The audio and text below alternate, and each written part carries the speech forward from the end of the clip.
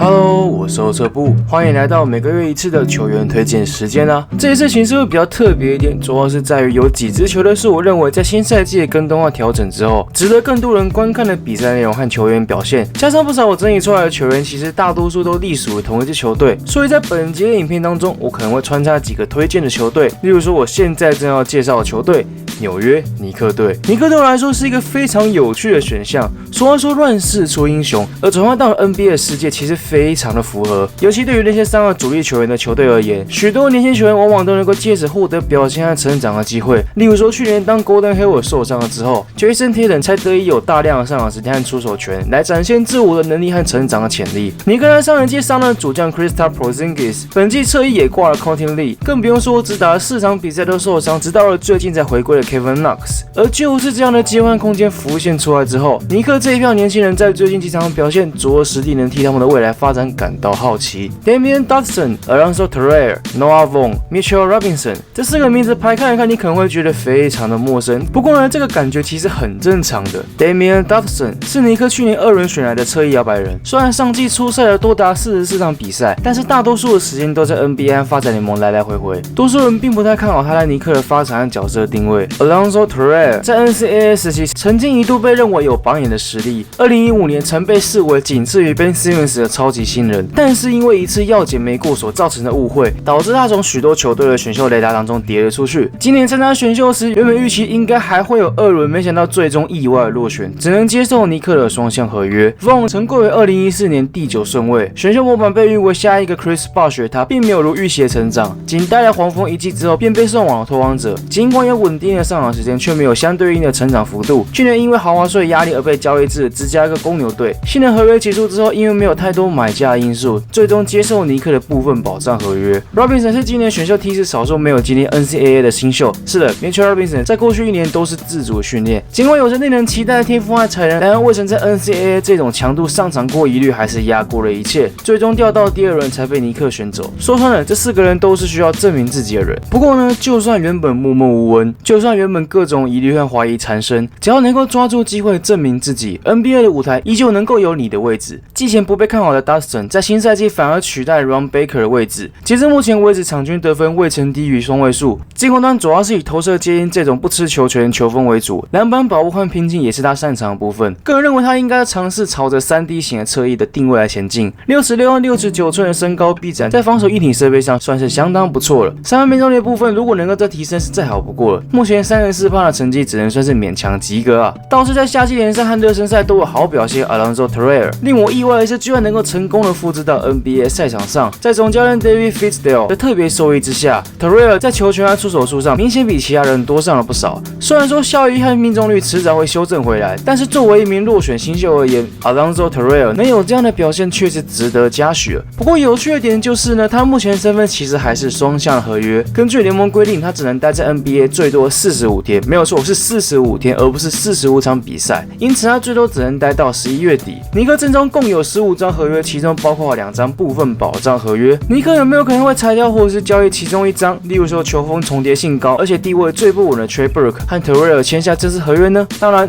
身为另外一个领部分保障合约的人 ，Noah Vaughn 确实也是有可能会被裁掉的选项。但是截至目前为止的表现，以板凳身份出发的数据来看，场均7.6分、8.6篮板、1.4助攻，已经算是相当的高效了。考量到从板凳出发的上场时间仅17.1分钟，似乎作为替补的常人会更加适合他的定位和发展。刚过了23岁的生日，不到3个月，他其实也还算年轻。本季各项表现的确值得期待，尤其 Porzingis 预计可能还要今年年底，或者是甚至可能明年1月才可能回归赛场。比起过多人手的空位战力，我认为 Vaughn 的表现更值得留下来使用。最后值得注意的是，最近被拉上先发的中锋 Mitchell Robinson， 虽然说数据看起来普普，但是以比赛内容来看，确实是一个值得期待的年轻球员。当然了，他在各项的技能上都还很弱，身材看起来从夏季联赛到现在也没有多大的增重。不过以他71寸的身高来说，他的横移和速度确实已经比一般的常人还快，甚至偶尔还能看到他持球快攻上篮的画面。防守上虽然站稳他的意识有待加强，至少在态度和拼劲上确实是非常不错的。以过去尼克这几年以来惨淡的天赋和年轻的战役来看，本季真的是相对之下好看了不少。毕竟呢，管理阶层和教练团的乌烟瘴气，浪费了不少选秀签和潜力的球员。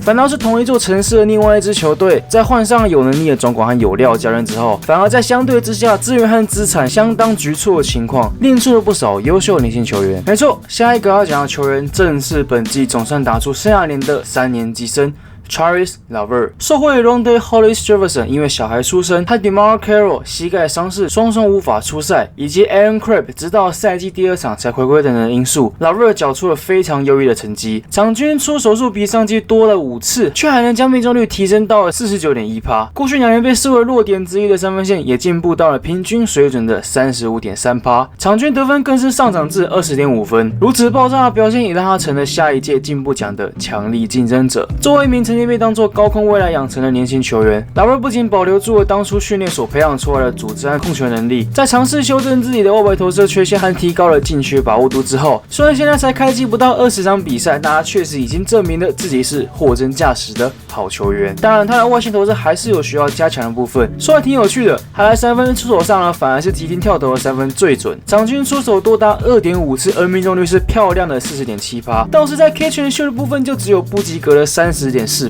场均出手 2.1 次，而后续无论是在0次的运球或者是2秒内出手的三分命中率都不太及格，算是 Laver 后续需要注意和加强的地方，尤其在于大空档，防守者距离超过6尺下的出手频率是最高的，但是反而呢，在三分线命中率是最差的 31.3%。不过至少以一个选秀小人的第20顺位新秀来说 ，Laver 的表现已经足够说服了。虽然其实当初他是因为受伤才会顺位下滑就是了。而说到这个呢，我觉得另外一个很有趣，就是反倒是今年呢有不少落选秀大放异彩。是的，下一个要说的球员呢，隶属于 NBA 当中最会在发展联盟淘宝的热火队。虽然说他其实在新人联的表现就已经相当的不错了，可惜去年因为受到了伤势影响而消失了许久，直到今年热身赛上依靠了亮眼而且高档的表现，以及包括了 Winslow 等人的伤退，才逐渐重回了轮替的阵容，甚至在开幕战就被拉上了先发。没错，这个人就是 Rodney McGruder。作为一个落选新秀，生涯的前3年大多数都是在夏季联赛、训练营和发展联盟载浮载沉。来到了迈阿密第1年，还因为经济拮据的因素，整个赛季的交通上都是仰赖了老大哥 Hanson 借他的车子才得以解决。主要原因是因为2个人的高中时期都被 Frank Martin 这个总教练执教过。除此之外呢，去年因为伤势的影响跌出了轮替名单。23号位的战力又十分的拥挤，加上已经27岁的年龄，热身赛开打之前并没有太多人看好他，绝大多数人都认为他就像其他的亮人球员一样。而后续的表现，相信也就不需要我多说了。为了打出反弹的一击而改吃纯素食的他，迎来了生涯年和先发的大卫。开季以来上场时间未曾低于30分钟，即使是 Winslow 伤愈归队也是一样。除了原本就很擅长的防守功夫之外，进攻端也比起过往更加有多功能，以及最重要的稳定。尤其是他那个销魂的抛投，真的是无话可说啊！只是比起他，其实我更想要介绍 Derrick Jones Jr.， 一名来自于太阳的扣将。基本上，当一个球员会被称为扣将的时候呢，大多数都代表他除了扣篮之外，这个球员其实没啥好说的。然而来到热火的 Jones 却反而突然找到人生定位似的，不仅开始苦练了防守，甚至连外线能力都长出来了。尤其是夏季联赛那火烫的表现，实在是让人难以置信。所以我说，热火到底给他喂了什么？可以给我来一点吗？这逼真纯。可惜的是，本季只出赛了6场比赛就躺进了伤病名单。不是，等一下，我说热火的医疗团队是不是该换一下？各种伤兵抓交替呢？这个球员好不容易受伤完了，然后就换另外一个球员躺进去受伤，是怎样？是在玩罗伯登尼？好了，当然要讲到热火呢，一定会想到本季又爆发了 Jay Rich、Josh Richardson。不过因为他是又爆发的因素，尽管本季的进步幅度明显又更大，场均得分突破了20分，三分场均出手高达 7.6 次，就还能够维持 41.2% 的高命中率。不过我这边并没有打算更详细的谈论他。事实上，我比较好奇的，除了热火到底要怎么应对那人满为患的后场侧翼战力？假设 Dion Waiters 在 Ellington 回归之后会更满的名单之外，本季还有另外一个同样也是落选秀，只是他更特别的是，他连选秀大会都没有报名参加。在国外颠沛流离了几年之后，今年在美国西岸把握住了机会，而且这个机会可以说是非常难得的。没有错，这个人正是勇士前锋 Alfonzo McKinnie。相较于前面几名有提到的球员，好歹在国高中甚至是大学时期就已经算是有名气的新人。McKinnie 生涯从未获得如此的评价和赞赏。高中毕业那年被 ESPN 评为非常普通的前锋球员，连到知名大学打球机会都没有。就算是在大学时期最后一年所缴出的表现，也只是平凡无奇的8分、5.3篮板。因此他从未想过自己能进 NBA 打球，因为根本没有球队找他试训，所以他并没有报名参加选秀。然而依然抱持着篮球梦的他，并没有就此放弃篮球。在还没重返 NBA 之前，他先后在卢森堡和墨西哥逗留过1年。有趣的是，他并不是待完后直接加入了 NBA 的发展联盟，而是因为被美国受邀参加了3对3比赛。没有错，3对3。更有趣的地方是在于，事实上根据了之前的访谈内容 ，McKinney 总共拒绝了3次，直到了第4次才选择接受并代表美国队参赛。原因则是因为教练是公牛的助理教练 Randy Brown， 而正好 McKinney 在3打3比赛上有不少亮点，或许也是这个原因让他获得了测试的机会。尽管还要自费175元美金，而且只是公牛发展联盟，但是对于过去2年无处安身的 McKinney 来说，根本甘之如饴。在公牛待了1季后，便转投暴龙905队的 McKinney， 不仅迎来了更好的表现，而且还入选了发展联盟的明星赛，更在赛季末段短暂登上 NBA 舞台沾沾水，完成了当初立下的美梦。不过呢，好戏还在后头。下季联赛还披着暴龙球队球衣的 McKinney， 在毫不意外被裁掉之后，选择接受勇士的训练营合约，并在这段期间展现出了拼抢意识和实质上的篮板和外线能力。最终他不仅获得合约，还是一张2年的正式合约，尽管内容上仅只是部分薪资保障的底薪合约，然而对于 McKinney 来说已经相当的足够了。在台湾时间10月29号 ，McKinney 打出了堪称生涯的代表作，19分10篮板，并且单场投进了4颗3分球，这样的表现已经足够打脸当初不看好他的球探教练们了。或许他不可能每一场都缴出这样的数据和表现，但至少他也慢慢的证明自己是属于这个舞台的。是的 ，NBA 永远都不缺少所谓的骑兵，但是骑兵的故事值得我们去关注，更值得我们继续看下去。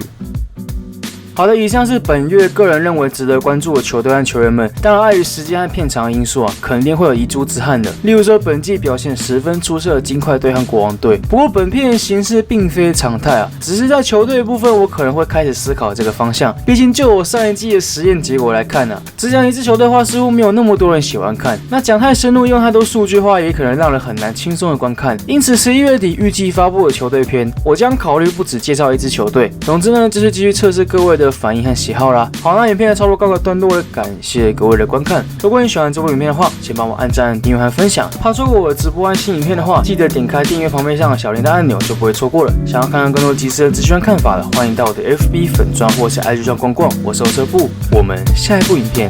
再见。